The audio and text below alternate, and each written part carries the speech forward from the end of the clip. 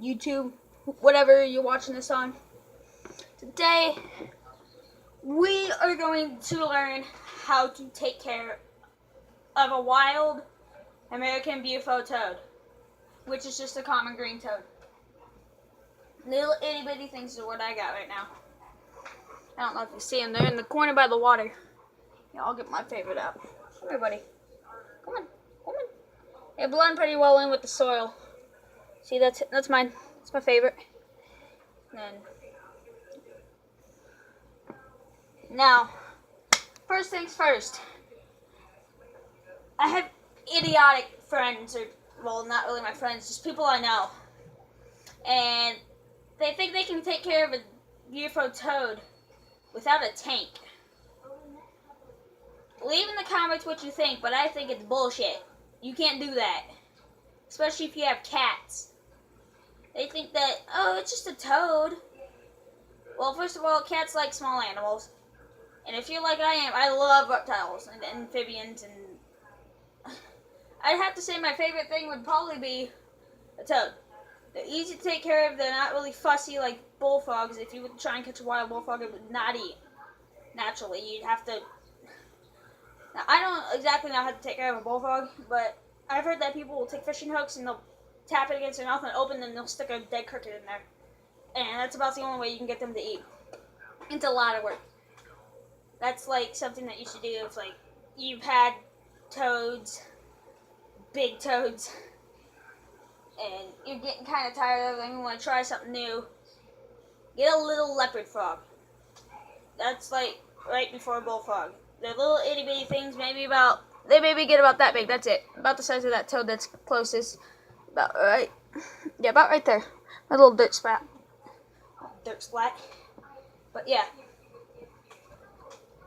Second thing, they need food and water. Clean water every day. Change the water every day, every single day. Every day. I cannot stress that enough. I used to have a toad, and actually another toad, and he got really sick because I wouldn't change the water every day. I'd forget. Now I have this freaking timer set on my phone. It's annoying. So like every day at I think 3 in the afternoon, or like, usually it's at 5 because that's when I get home from school. But yeah, they get new water. And it's only been like a couple hours and it's already horrible looking. But now, let's move on from the water. Just a couple weeks, actually I think just last night. Yeah, just last night I rebuilt the tank. You can see all the silicone. See all the silicone. Actually, I don't know if you can see what I'm doing. But yeah, you can see all this silicone. You can see all this. I don't know if you can see over here, but I know you can see at least these 3 corners. And I'm not quite sure about the bottom. Can you see the bottom? No, I got a couch in the way. But yeah, I rebuilt the tank. It's not too bad of a job, except I have it on the wrong freaking side. I have the really bad looking side on in the front. I kind of want to turn that around. I'll probably do that after the video because this thing is heavy. I got it empty and everything. But yeah. Oh no, I do have it on the right side. I can clean caulking. Yeah. But second thing. Food. You gotta have food. It's like, that's an obvious. That's like a no-brainer. And if you can't get that through your head, then you shouldn't have a pet. You shouldn't even have a little cricket. I mean, crickets are like the easiest things to take care of. Literally all it is, little gray tote, probably 55 gallons so they can't jump out of it, or just like a really skinny but tall one, and some grass, like some planted grass. They'll mow that stuff down themselves by eating it if you have a lot of them. But yeah, and I don't really have to worry about food a whole lot, because just a little LED light up here. I don't know if you can see it, but it's up here. It's right up above the tank. It's a little not LED, it's fluorescent.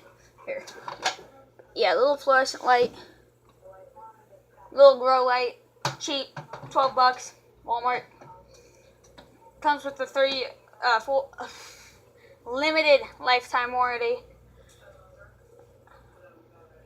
And the bulb's supposed to last like 8 years. And the toads don't even live that long. Well, toads I've had. I mean, I usually let them go over the winter. Put a little blotch of toad-safe paint on the back. That's it. Sometimes I might even put like a little metal tag on because it'll be shiny and I can see it easier. Or I just build like an underground aquarium. It's hollow, it's covered up. And got a little bit of heating, but not much. Just enough where it's not going to freeze over, but they can still hibernate. In fact, I think I'm going to do that this year because these guys are pretty little. And by the time winter rolls around here, they'll be way too used to being captive to hibernate. So I might have to do a drawer setup of food, winter supply. Or when I go with my dad every other weekend, we can buy just a ton of crickets. You can't feed them the same thing every day. Like, with my LED light, I have moths. I'll get a cricket every now and then. It's awesome. But, I can get moths, fruit flies. I got this fucking wolf spider went in the tank and it was gone. It didn't make it. I put some fish flakes in the water, and they went into the water. Insects did, they picked them up, and then toads swooped in and ate the fucking moths. They were dead. They were fat that night. Freaking huge. But yeah. I don't exactly have my heating and cooling in right now because it's hot as hell outside. And I live in a trailer, so it's going to be hot as hell inside. Maybe worse inside, actually. I think it's like a 5-degree difference with our trailer. But yeah.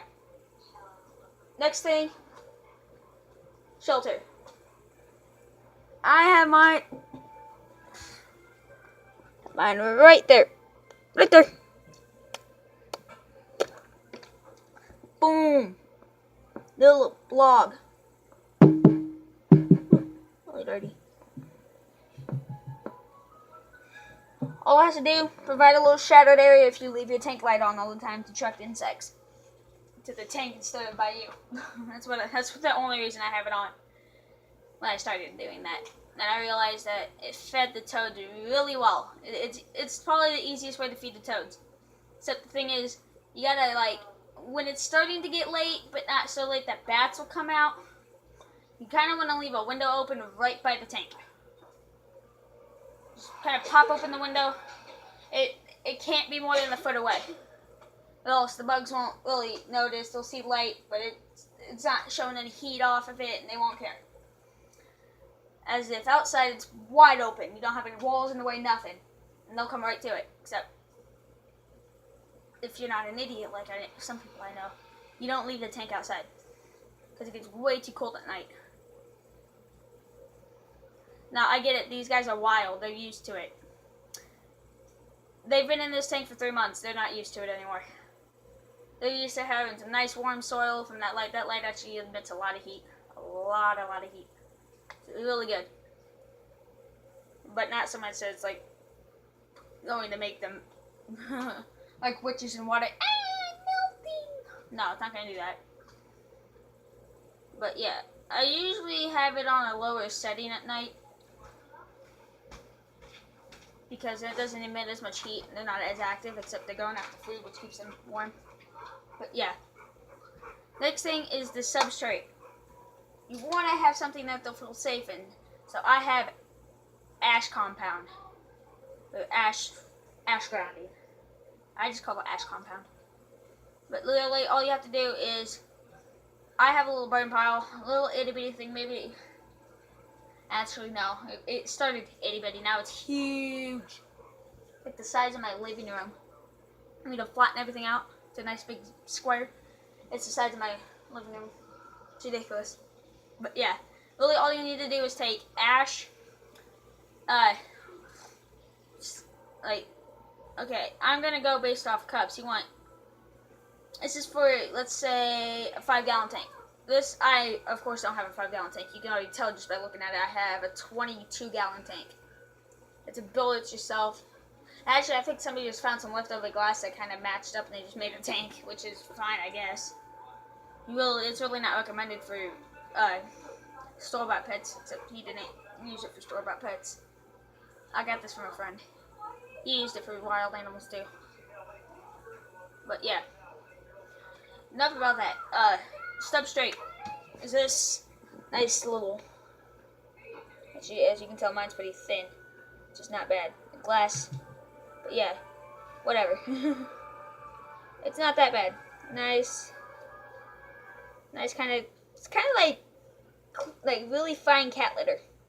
Except it's kind of the color of the toad, which is what you want. They want something that they can blend in with, that makes them feel safe at night when they're not going to eat.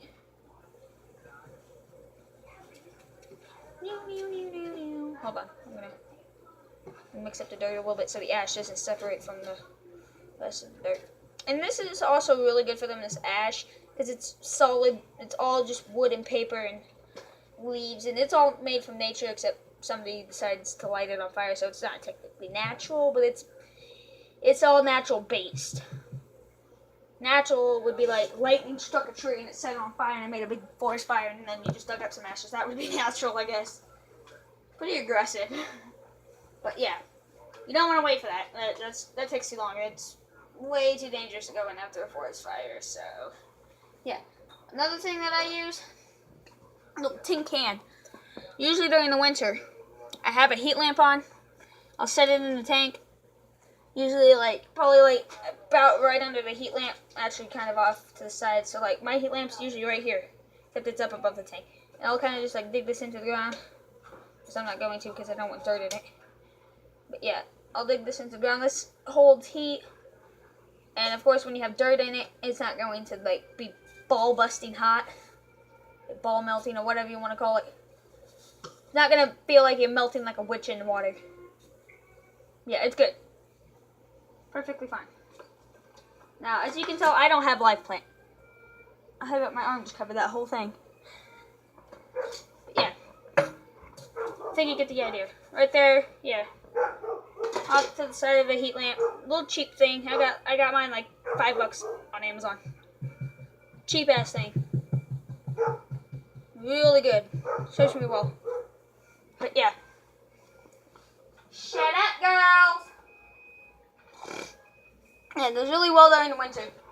So, enough about the substrate. Went over lighting, food, water. Remember, always change the water every day. I recommend doing it at least twice a day if you have more than one toad. But yeah, you want to do it at least twice a day. Have some bark. I'm going, probably next video that you see will have live plant, which is good. Live plants. Probably have some grass. Maybe, I don't know what else. I know it's going to have grass.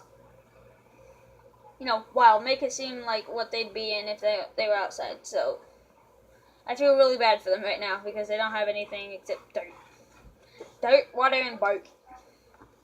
This would be their bark. But, yeah. I guess that's it. Well, have a good day. Have fun with the toads. Take good care of them. They're pretty active little creatures and they're fun. Bye.